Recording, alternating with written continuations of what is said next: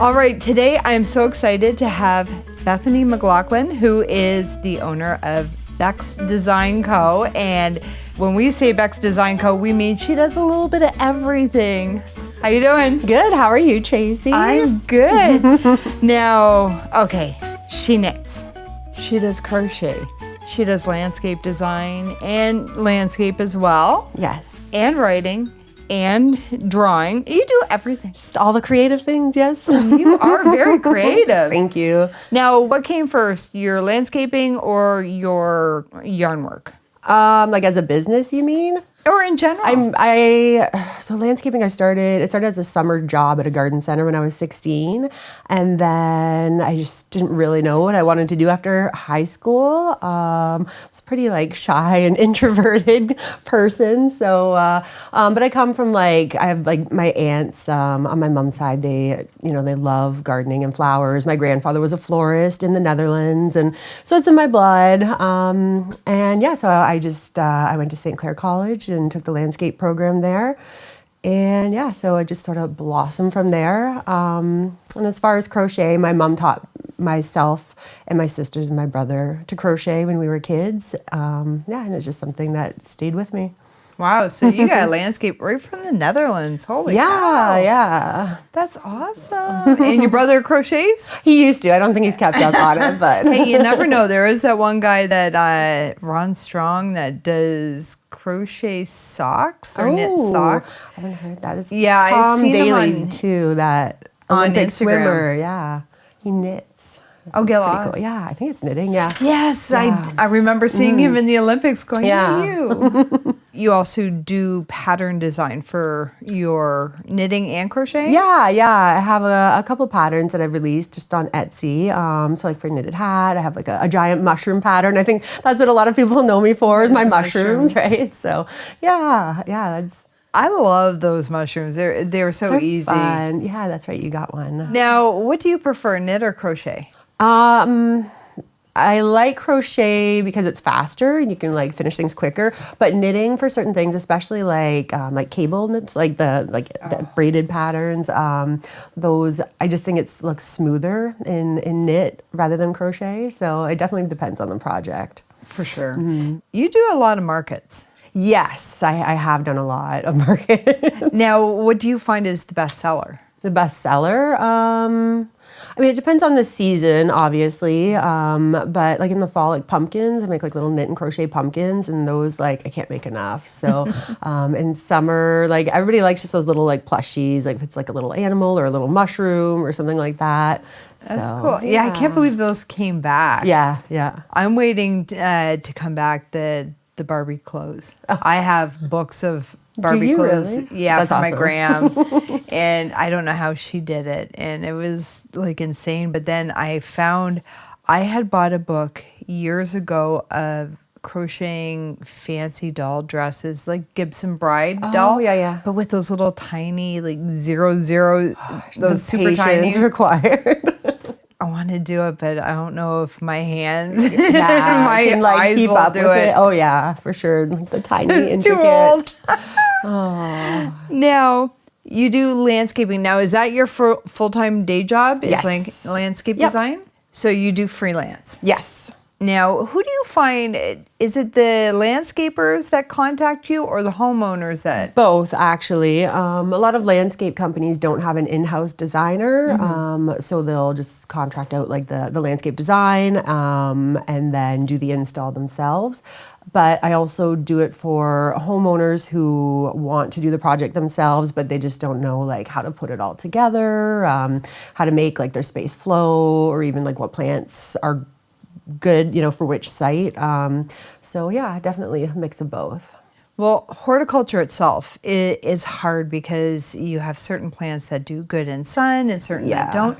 But I found that some that they say all shade, they do well in sun. It just depends. Depends on the site. There's a lot of variables, the type of soil you have, if it's mulch or if you have stone, even if there's like a lot of concrete surrounding, that'll throw up a lot of reflected heat. So yeah.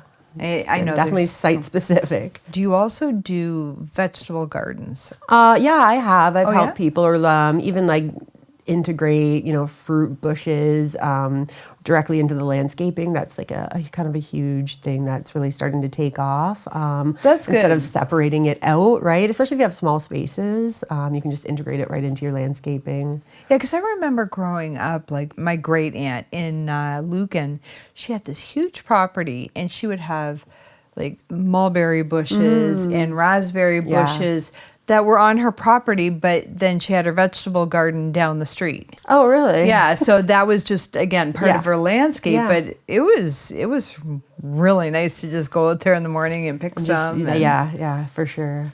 And then, like, people don't understand there's certain plants that you can't put together because they don't do well. Yeah, and then there's ones that do well together, like marigolds, and even lavender is good at repelling insects. So it's actually good to surround like your vegetable gardens with those plants. Oh, for sure. Yeah.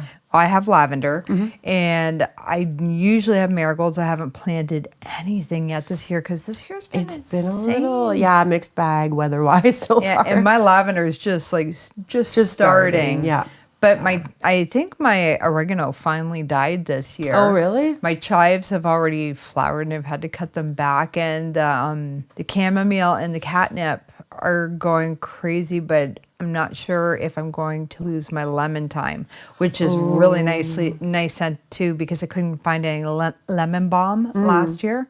So I did lemon thyme. It's a nice substitution, yeah. I mean, it could, like, some things are slow to come out, so you never know. I'm still hoping. could come, yeah. Yeah, I know one of the lavender plants for sure died. And it's like, oh. I don't like the spiked lavender. I like the real lavender where everything on it smells really nice. Yeah, like the English lavender. It's heavenly. Oh, yeah, I love it. It's probably one of my favorite plants, I think. Same here. And it's surprising how easy it is, but it's not easy to seed. I haven't been successful seeding. That's more difficult. But it is a good plant, like for something like it actually kind of thrives on neglect, right? So like it doesn't like a lot of water, that sort of thing. So now, how's your yard?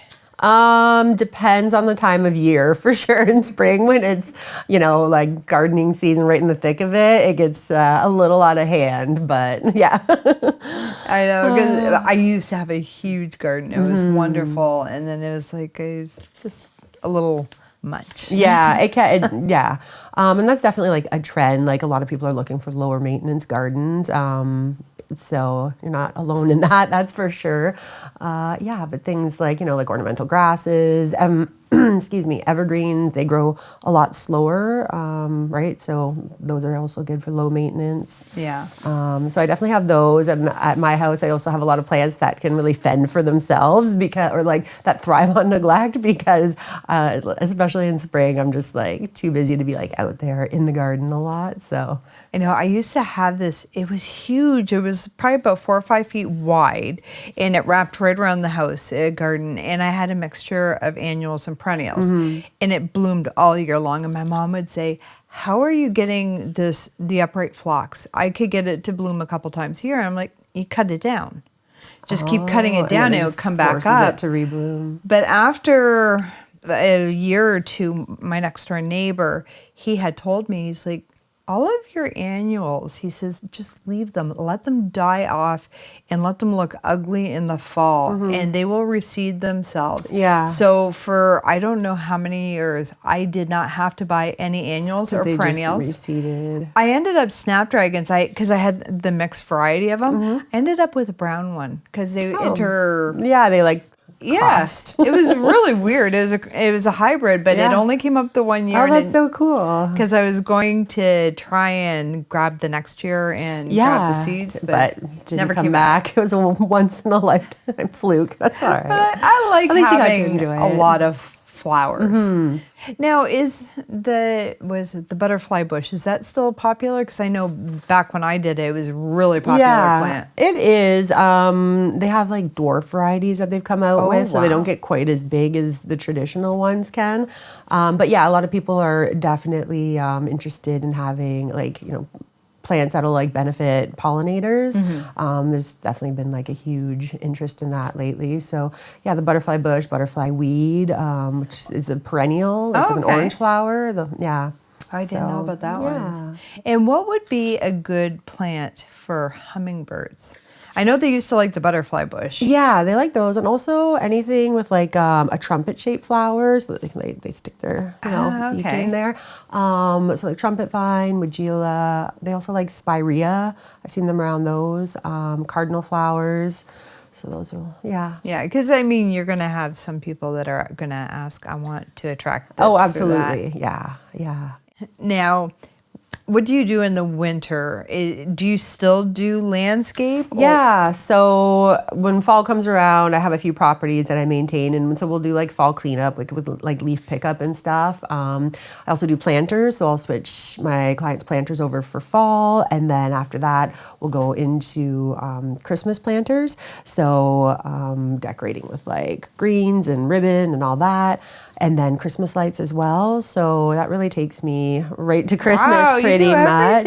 And then, and I decorate Christmas trees as well, like interior. So one of the garden centers I worked at, Ruthven Nursery, I worked there for a number of years, and they do a fantabulous, like, I don't know if you've been there for Christmas or not. No, I haven't. But yeah, the whole store is just decked out, and they go into people's homes and decorate. So that's where I initially learned that. So it's another service that I offer. And then in the winter, I do have people contact me wanting to get like a head start on their spring projects, which is great because as soon as spring comes, it's so busy, and like even for landscapers, have already booked, like their springs are full before, February, March comes around. Oh, for sure. It's great when clients know what they want, and we can plan that far ahead and get like the ball rolling and have everything ready right for spring. So yeah. Now, in the wintertime, do you also make the wreaths or the grave beds? I haven't. No, I haven't. It's a lot of fun. Yeah. Did you used to do that? I used to do it when I worked at Pre-Dawn, but it's been a while. Probably about 20 years since I've sure done you it. can pick it up. I learned how to make the fancy bows. Yeah. And I used to love doing that. I loved it. Yeah, it's fun. Just it is let a lot your of creative fun. Juices flow and see where it takes you. You gotta have the creativity going everywhere. Yeah, absolutely. I miss working in a greenhouse and starting all of that stuff from seed, all the annuals, the perennials. Yeah, it's nice being around plants. And do you find it soothing? I do. Yeah. Definitely.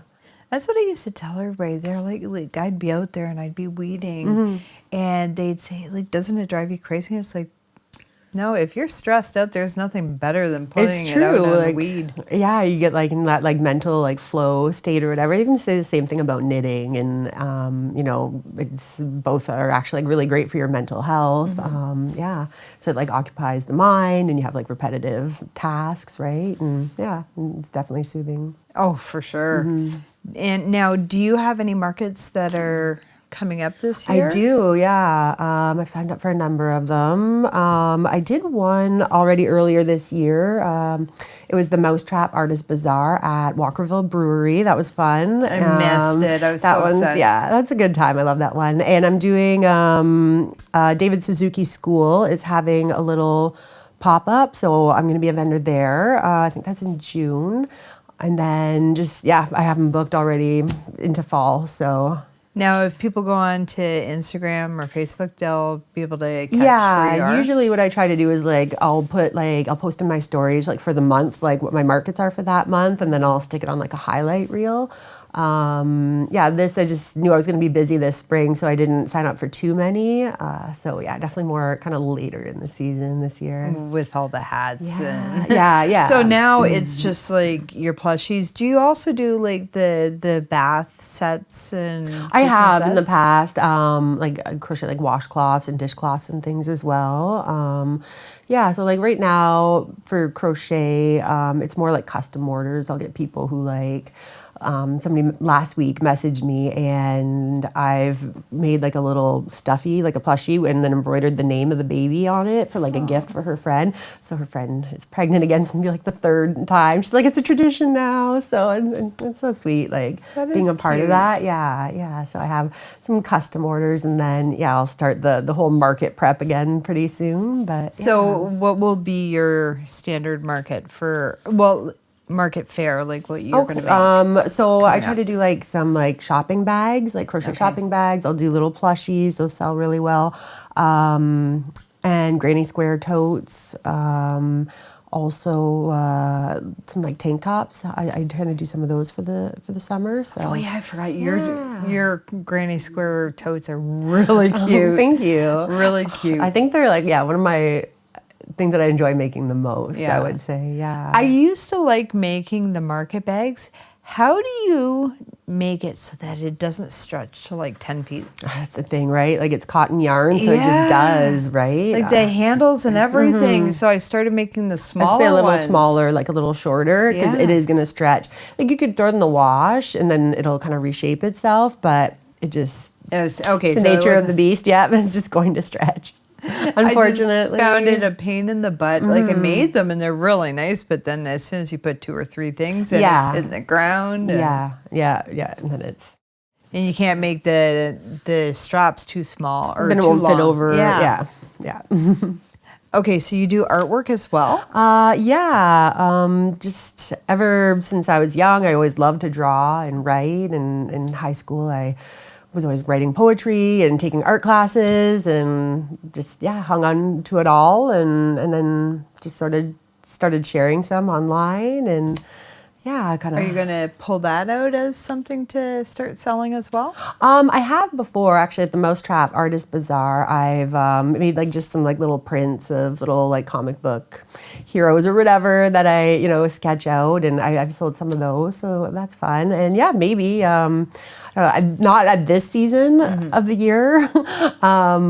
Spring is definitely dedicated to landscaping, so I definitely work on my projects like cyclically or seasonally, I should say. And so in winter I'll definitely get back into like my art more. Spring is more landscaping, and then fall is still landscaping, but more like Christmas decor and crochet, that sort of thing. So when you work on your baskets or planters, do you do that at your house? Do you have a spot it for that? depends. So some of my clients, they have their pots there already, and they're like big concrete pots. I'll just do them right there on site. Okay. I'll bring everything, plant them all, fertilize, water everything. And then other ones, like this spring, I did the planters for the Old Riverside BIA. Okay. So those we took out, brought to the shop, and did them all up, and then delivered them all. Be a little bit messy doing them out on the street, right, on the sidewalk, but a little dangerous. Trip hazard. Now, if somebody wanted to make a standard planter at home, do you have like a formula? There is a formula. Basically, 3 parts. You want a thriller, which is your kind of main focal point in the middle, and then you want what's called a filler, and that's going to be something that grows kind of mid-size, and it's going to get nice and bushy. And then you want a spiller, which is the plant that's going to trail out the bottom, and then that'll give you, your height, and just give you lots of contrast and color. Now, for somebody doing it for the first time, what would be good plants for that? I know geranium's usually a go-to. Yeah, those are hardy. Honestly, it depends on the site location. So whether you're in full sun or if you're in shade, if you have a lot of wind, there's a lot of different variables. So honestly, I'd say your best bet is to go to one of the garden centers. You can Capona's or Anna's or wherever your blooming garden or whatever your favorite one is, but just somebody that sells quality plants, and they have knowledgeable staff, and they'll be able to really like help you with what you want. So, because you think it's about color or the look, but you can buy like a certain like a canna lily, but if you have it like out in like blazing hot sun or in a high wind area, it's just gonna get shredded and not the look you want. So. I know people don't think about that. There's a lot of considerations and for sure. That was hard working in the greenhouse because you're supposed to make up all of these for people, and it's like or if they come in and they're like, I want this look with a picture, which is great for inspiration, but you definitely have to tweak it according to what the site conditions are. Yeah, for sure. It's for my porch. Yeah. Okay, well, does it get sun? I think so. Yeah. Now, if anybody wanted to get a hold of you, whether it be for your landscape or for your craft work, how can they do that? So far, it's word of mouth and social media, and that has worked really well for me so far. It's definitely not traditional, I know. And then I have business cards that I'll hand out, of course. So, I mean, maybe one day we'll, get everything all together under one roof or in one, website. But for now, yeah, social media, Instagram, Facebook, TikTok, like whatever. That's how it is. Yeah, it is. It's changed, right? Like, it has. So much has changed. But yeah, that's a lot of people. That's why I share so much on social media. Because, you don't never, I share and you don't know how many people are like actually watching, or because you don't always get engagement, right? But then for once in a while, then you'll get somebody like down the road being like, oh, I saw this thing that you posted, and like it turns into something down the road, and yeah. Which is always really nice. Yeah, it's like, it is. Somebody watched it. Yeah. It's nice. That connection for sure. It is nice. Now, are you booked up for this season? For landscape? For designs, I have a bunch on the go. So like I'll just keep booking, but I'll just like start booking like later on. So for now, like May is fully booked. So I'd be booking into like mid-June for landscape designs. Planters. I'm still taking clients on for planters. And I mean, if anybody wants their Christmas stuff done, it's not too early to book. So yeah, absolutely. You know darn well that in Hollywood and all the fancy people, the rich people, they would have their Christmas trees designed, and I never realized it was a thing. I was shocked. It's a thing, I'm yeah. like, oh my God. Yeah, it's crazy. I'm like, well, what do the kids get to decorate? There's a basement. I was gonna say, a lot of people have more than one tree. They have their fancy one for like, it was the first time I'd showpiece. seen it. I'm like, crazy, eh? Holy cow. And they decorated the whole house and had the garland going everywhere. Everything, and it was beautiful, but I had no idea that it that is, was the and thing here. more and more people are doing it for sure, because they want that, that nice tree as part of their like aesthetic for their Christmas. So yeah. Well, we can do the tree. It's just doing anything in the rest of the house. It's like half the time it's like, oh, we gotta do the tree. Yeah. Well. And then forget anything else. We'll throw out things. And it just looks like a cluttered mess that kids did. That's okay. It has so much charm, right? Well, there's no charm to it. It's just, come on. Oh man. I definitely am going to call you because we need to have a pretty Christmas at least once in my life. I need to You deserve it, pretty. right? My garland's like dollar store stuff, and it's That's just, okay. No, you just add to it, right? Start with like your basic, whatever, and then just get like little picks or little this and that, and just make it your own custom thing. Yeah. Is there a trick for a Christmas tree to keep dogs away from them? No, I don't know. Everybody I've seen they like put like a little cage around it. You know what? I said that, and I remember because we had a puppy, and my husband put up a Christmas tree. I'm like, I wasn't ready for a Christmas tree this year because she was little, but I bought the stupidest thing from Amazon, and it's a cute little white picket fence, and it's plastic. I mean, literally, if you blew on it, it would fall over. And she didn't even jump on it. I'm like, really? Perfect. It works. We'll see how it goes this year now that she's smarter. But yeah, really.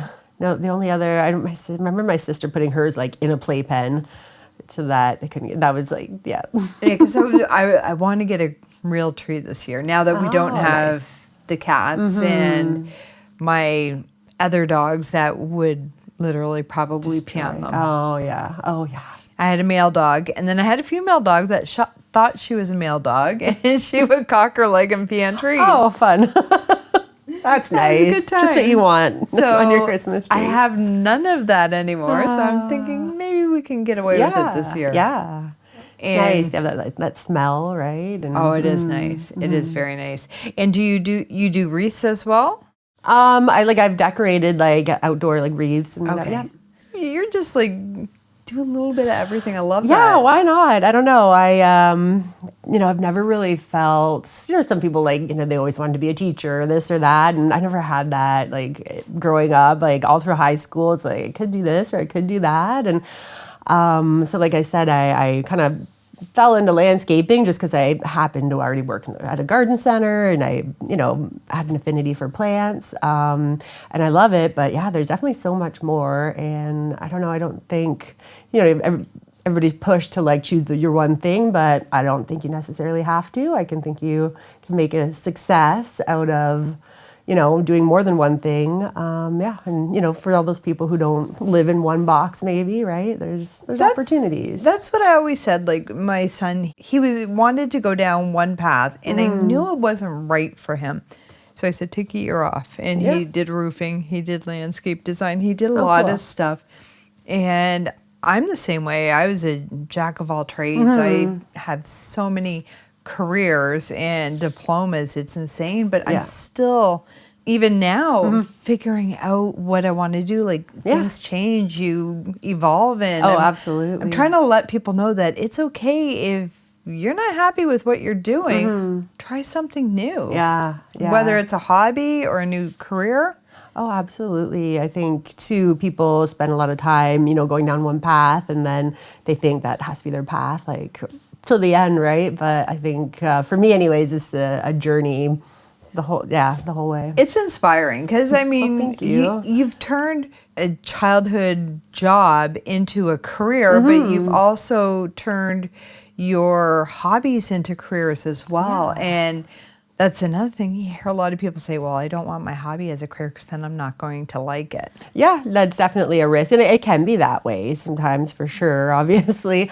Trying to get those orders in last minute or prep for that market, but you have this going on. So it can be a lot to juggle, for sure. But if it's a passion, it's still going to be there. Yeah, absolutely. For sure. Oh, that's great. Yeah. I thank you so much for being here. Of course. I actually, this is for you. I have a little community art project I started. It's called the Bex Birdie Project. Yes, so I had all these little birdies that I crocheted, and I kind of placed them around. It's my friend's idea. Yeah, you can see on the tag there. There's a little QR code. So if you're traveling anywhere, bring a Bex Birdie and leave it wherever you're traveling to, and for somebody else to find. I am and bring it with them. So glad that you brought that, because I had forgot to bring it up. Now, where have you found them? Because we have the QR code so that we know where they are. Yeah. So I had a friend that was traveling to Europe, so she brought a few with her. So and brought them there. And so far, they've traveled to France, Turkey, Belgium. Over in the States. Is that where she dropped them off? She dropped it off she was in Belgium. So, and then they've kind of just gone from there. So, and then since then I've had other people message me saying, hey, I'm going to go to this place. If I have somebody going to Iceland, and they said, well, I'll bring some birdies with me if you like. And so and just kind of keep it going. And now, have you seen any in Windsor?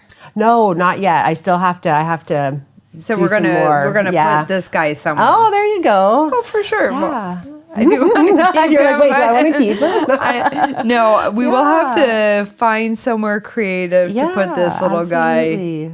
But this is a great idea. Just something fun, and it's just cool to think, here's the little something that I made halfway across the world now, and yeah. Oh yeah, like it's fun. During the pandemic, there was people that were there was this whole thing about the painted rocks. The painted rocks, and I found a few of them at Ojibwe, and they were from Guelph, and the people don't know how they came down here, but there was an actual site I happened upon, and I'm like, oh, I have this rock.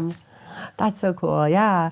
Kind of like, like the old time, you message in a bottle, throw it in the water, see where it goes, and just see what happens. It's a lot of fun. So we're definitely make sure that if you're, anywhere in the world, if you see one of these guys, hit the QR code, and then maybe take them with you. It's not stealing. You're supposed to take it. Yep. Take see how far they'll go. and bring them somewhere else, and leave him for somebody else to enjoy. And this little guy is going to stay here until I can figure out where I want him to go. Because actually, I think I'm going to bring him with me to Belleville this year. Oh, cool. Yeah, out at Prince Edward County area. Nice. And then we'll see where he flies to. Yeah. Thank you so much. Thanks so much for having me, Tracy. It was wonderful, yes, Bethany. Great chatting. I know, but now that we finally got it. Yeah. I actually knew her through the hook pusher, Diane Clinton. Yes. Now, I think our coffee was the first time we had actually met, or maybe a crochet I think club. so. Oh, yeah, maybe. Yeah. Maybe a crochet club. The hook pusher, she was my very first episode, and she's our yarn. Our yarn girl. Yeah, our yarn girl. She hooks us up when we need it. Yeah. It's great. But again, my name is Tracy Martins, and just know that there are so many different things to do, careers, markets, you name it, in the Windsor-Essex County area, and it's never too late to start something new, a new career, a new journey, a new path, or just a hobby. Keep us in mind, watch, like, subscribe. And again, my name is Tracy Martins. Thank you so much for joining me at YQG and Blue. You have a good day.